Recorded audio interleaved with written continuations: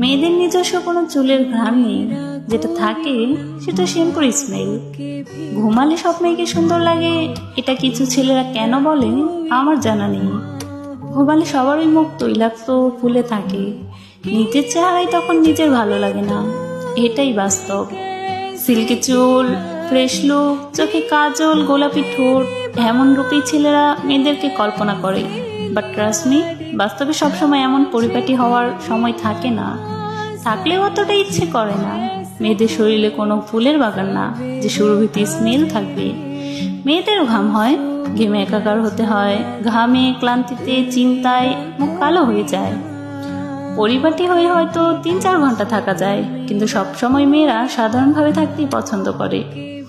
আপনারা কল্পনাতে সবসময় একটা পুতুলকে চিন্তা করেন, তারপর যখন বাস্তবে আর তাকে সেভাবে পান না, তখন আর তাকে ভালো লাগে না। সাধারণ